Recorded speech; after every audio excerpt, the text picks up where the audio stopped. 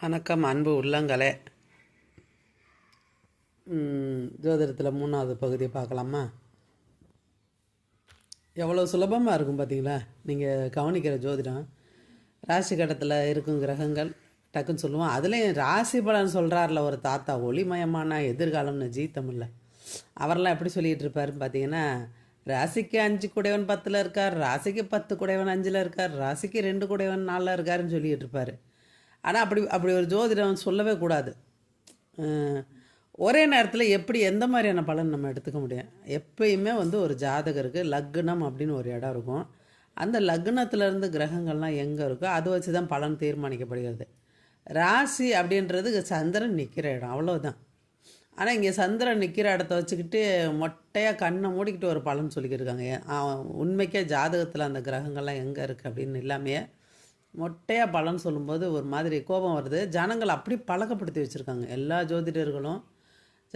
எல்லா ஜோதிடர்கள்னால் யாருன்னு சொல்லணும்னா டிவியில் வர்றவங்க, டிவியில் புத்தகம் இந்த மாதிரி எதில் வர்றவங்க ஜோதிடர்கள் ஜனங்களை அவங்களோட தேவைக்காக அவங்க ஏதோ ஒன்று சொன்னாதான் அவங்க ஒரு பாப்புலராக இருப்பாங்க. அப்படியே நின்றுட்டே இருப்பாங்க. ஒருத்தர் பாப்புலராக இப்போ விஜய் டிவியில் இதில் சன் டிவிலலாம் வராங்கன்னு வச்சுக்கோங்களேன்.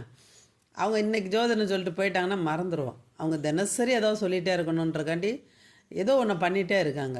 ராசி பலன் சொல்கிறாங்க ஒரு பக்கம், ஆனால் நம்மக்கிட்ட வேறு ஒன்று அந்த ராசி பலன் சொல்கிறதுனால என்ன பண்ணி விட்றாங்கன்னா, அதுதான் ஜோதிடம் நம்மளை நம்ப வச்சிடுறாங்க.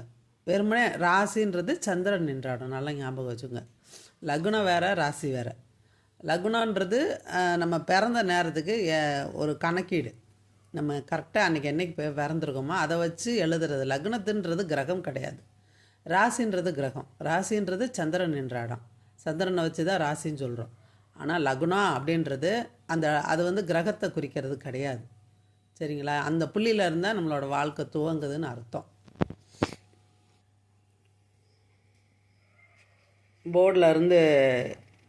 போர்டெல்லாம் வச்சு எழுதலை நான். இப்படி உங்களால் கண்டிப்பாக படிக்க முடியும். போர்டை விட இந்த புத்தகத்தில் இவ்வளோ குறிப்பு இருக்குதா? நான் இதை ஃபோட்டோ எடுத்து உங்களுக்கு போட்டு விட்றேன், நீங்கள் அதை பார்த்து குறித்து வச்சுக்கோங்க, சரிங்களா? என்ன போட்டிருக்காங்க? ராசிகளின் தன்மைகள்: மேஷம், ரிஷபம், மிதுனம், கடகம், சிம்மம், கன்னி, துலாம், விருச்சிகம், தனுசு. மிச்சம் இந்த இருக்குது கீழே. இது இந்த புக்கில் 2ஆக பிரிச்சுருக்காங்க, சரிங்களா? ராசிகளின் தன்மைகள் அப்படி அட்டவணை கொடுத்துருக்காங்க. இப்படி பிரித்து போடும்போது நம்மளை ஈஸியாக படிக்க முடியும். சுருக்கமாக எந்த விஷயம் கொடுத்தாலும். இங்கே என்ன கொடுத்துருக்காங்க? பாகை, ஒரு ராசி எவ்வளோவில் இருக்குது அப்படின்னு பாகை அளவு கொடுத்துருக்காங்களா? உருவம், ஒவ்வொரு ராசிக்கும் ஒரு உருவத்தை கொடுத்துருக்காங்க குறியீடாக. அப்புறம் நிறம், ஒரு ராசிக்குரிய நிறம். அப்புறம் உறுப்பு, நம்ம உடம்புல அது எந்த பகுதின்ற மாதிரி ஒரு குறியீடு தான் அதெல்லாம். பாலினம், ஒவ்வொரு ராசியும் ஆணா பெண்ணா இல்லை 2 கலந்ததா அப்படின்றதுக்காண்டி. தன்மை என்ன?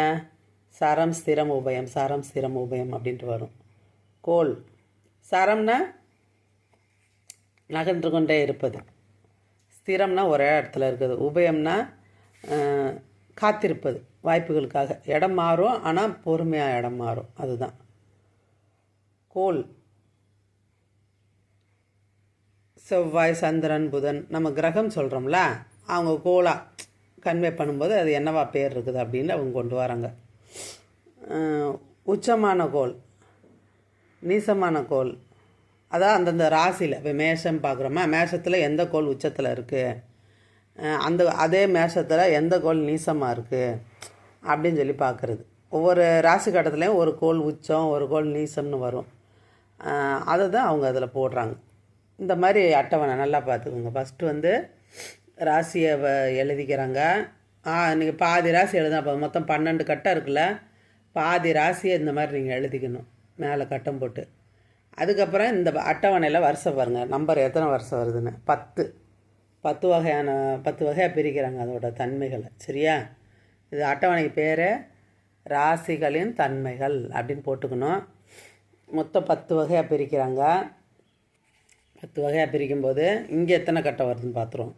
ஒரு கோடு நம்பர் போடுறதுக்கு 1, 2, 3, 4, 5, 6, 7 8 9 10 11 12 13 13 பகுதியாக பிரிக்கிறாங்க. இந்த நம்பர் போடுறதோட சேர்த்து 14 வரும். சரிங்களா? இத்தனை இது நீங்கள் பிரிச்சுக்கணும். பென்சிலில் பிரிச்சுக்கிட்டாலும் சரி, பேனாவில் பிரிச்சுக்கிட்டாலும் உங்களுக்கு எது சமத்தோ அதை பண்ணிக்கோங்க. 1 2 3 4 5 6 7 8 9 10 11 12 13 14. மறுபடியும் ஒரு தடவை எண்ணி பார்த்துருவோமா? இது கோடு போடுறது, நம்பர் போடுறதுக்கு 1 2 3 4 5 6 7 8 9 10 11 12 13. நம்பரோடு சேர்த்தா 14.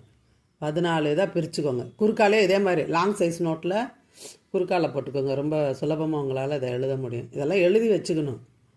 முக்கியமான விஷயங்களை எழுதி வச்சது. நம்ம பாடப்புத்தகமும் நம்மக்கிட்ட இல்லையா? அப்போ கண்டிப்பாக இது பாடப்புத்தகம். அப்போ பாடப்புத்தகம் நம்மக்கிட்ட இல்லை அப்போனா இந்த விஷயம்லாம் இருக்கணும். ஜோதிடம் கற்றுக்கும் போது நிறையா விஷயம் நம்ம கற்றுக்குவோம். அதை பயன்படுத்தும் போது நம்ம அதுக்கு தேவைப்படாது, தேவைக்கு மட்டும் பயன்படுத்துவோம். சிலர் இதே கட்டிப்பிடிச்சு அழுவாங்க. அடுத்த கட்டத்துக்கு போகிறவங்க இதை அப்படியே கடந்து போயிடுவாங்க. சிலர் இதுக்குள்ளேயே ஜோசியம் சொல்லிக்கிட்டே உட்காந்துருப்பாங்க. நான் கடந்து தான் போயிட்டேன். படிக்கிற வரைக்கும் பயன்படுத்தினேன். ஆனால் இதெல்லாம் கண்டிப்பாக வேணும். இந்த அட்டவணைலாம் நமக்கு தெரிஞ்சிருக்கணும். சரியா?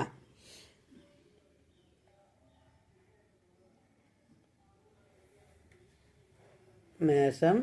இப்போ ஒரு ராசிக்கு மட்டும் என்னென்னு பார்ப்போமா? ராசிகளின் தன்மைகள். மேஷ ராசியோட தன்மையை பார்ப்போம். மேஷ ராசி 30 பாகை அளவு. சரிங்களா? அளவுன்னா உங்களுக்கு தெரியும்ல. இதுதான் மேஷராசி. மேஷராசி ஒவ்வொரு ராசி கட்டமும் 30 டிகிரி அளவு உள்ளது. சரிங்களா? ஒவ்வொரு ராசி கட்டமே சமமாக 30 டிகிரி 30 டிகிரி தான். 12 × 30 360 டிகிரி. சரிங்களா? மறுபடியும் ஒரு தடவை ராசி கட்டத்தை பற்றி சொல்கிறேன். மேஷம், ரிஷபம், மிதுனம், கடகம், சிம்மம், கன்னி, துலாம், விருச்சிகம், தனுசு, மகரம், கும்பம், மீனம். இது மாதிரி ஒரு ராசி கட்டம் போட்டு எழுதி வச்சுக்கோங்க. முதல்ல இதை மனப்பாடம் பண்ண பழகுங்க. மனப்பாடம் பண்ணணும். வருஷப்படி அந்த ராசியை நம்ம மனப்பாடம் பண்ணணும். சரிங்களா? அடிக்கடி சொல்லி சொல்லி மனப்பாடம் பண்ணுங்க. மேஷம், ரிஷபம், மிதுனம், கடகம், சிம்மம், கன்னி, துலாம், விருச்சிகம், தனுசு, மகரம், கும்பம், மீனம். சரிங்களா? இப்போ இந்த ஒரு ராசி தன்மையை பார்ப்போம். மேஷம்ன்ற அந்த ராசியோட தன்மையை பார்ப்போம். இந்த மேஷ ராசி 30 டிகிரி அளவு. சரிங்களா?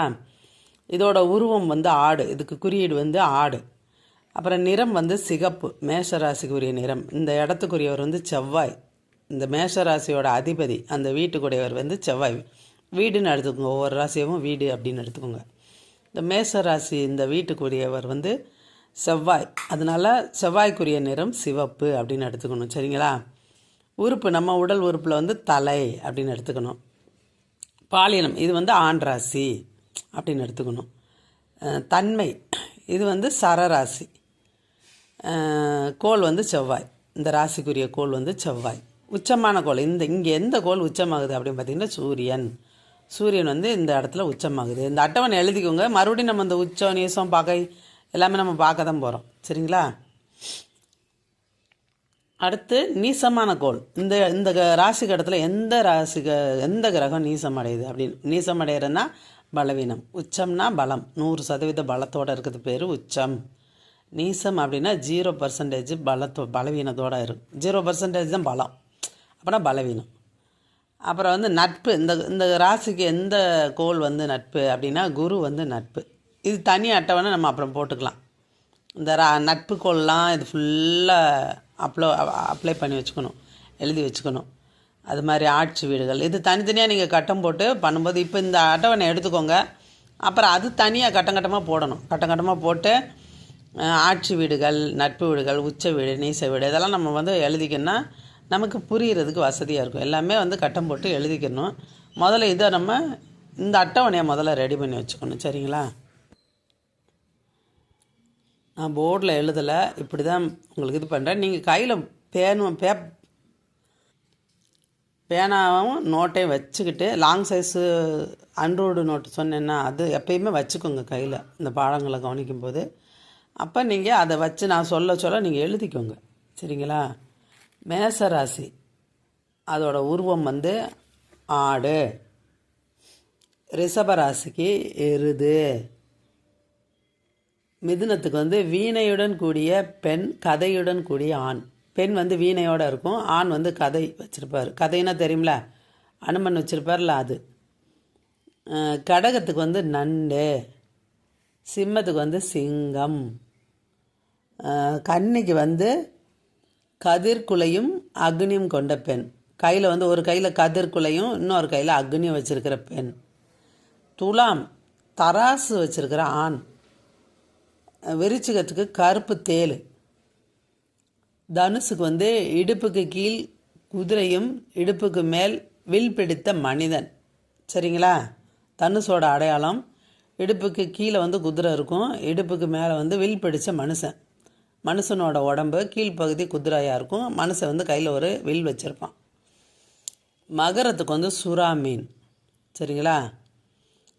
கும்பத்துக்கு வந்து குடத்துடன் கூடிய ஆண்.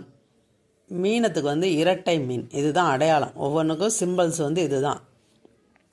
ஆடு, எருது, வீணையுடன் கூடிய பெண், கதையுடன் கூடிய ஆண், நண்டு, சிங்கம், கதிர்குலையும் அக்னியும் கொண்ட பெண், தராசு கொண்ட ஆண், கருந்தேல், இடுப்புக்கு கீழ் குதிரையும் இடுப்புக்கு மேல் வில் பிடித்த மனிதன், சுறா மீன், குடத்துடன் கூடிய ஆண், இரட்டை மீன்.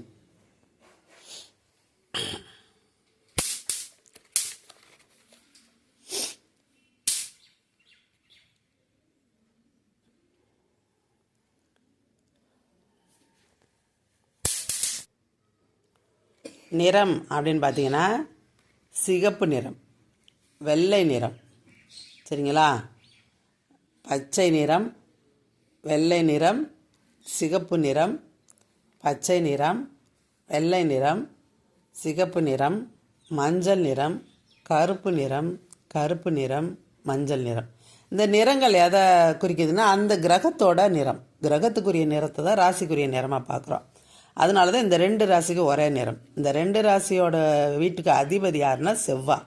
செவ்வாய்க்குரிய நிறம் சிகப்பு. அதனால இந்த 2 ராசிக்கும் ஒரே நிறம் வரும். இந்த 2 ராசிக்கும் வெள்ளை ஏன் வருதுன்னா இந்த 2 ராசிக்கும் அதிபதி வந்து சுக்கிரன். அப்போ இந்த 2 ராசிக்கு உரிய நிறம் வந்து வெள்ளை. இந்த 2 ராசிக்கு ஏன் பச்சை கலர் வருதுன்னா இந்த 2 ராசிக்கும் உரிய நிறம் கிரகம் வந்து புதன் கிரகம். அதனால பச்சை. இதுக்கு ஏன் வெள்ளை வருதுன்னா இதுக்குரிய கிரகம் வந்து சந்திரன். இந்த வீட்டுக்குரிய கிரகம் சந்திரன், இந்த வீட்டுக்குரிய கிரகம் சூரியன். அதனால இந்த கிரகத்துக்கு சிகப்பு வருகிறது. இந்த 2க்கும் ஏன் வந்து மஞ்சள் நிறம் வருது அப்படின்னா குரு. இந்த 2 வீட்டுக்கு உடையவர் வந்து குரு. கிரகத்தோட நிறத்தை தான் ராசியோட நிறமாக சொல்லியிருக்காங்க. ஒரு கிரகத்துக்கு 2 வீடு இருக்கும் பட்சத்தில் 2 வீட்டுக்கும் ஒரே நிறம் தான் வரும். இந்த 2 வீட்டுக்கும் கருப்பு வந்திருக்கு. ஏன்னா சனியோட வீடு. இந்த 2 வீடும் சனியோட வீடுன்றனால கருப்பு நிறம் வந்திருக்கு.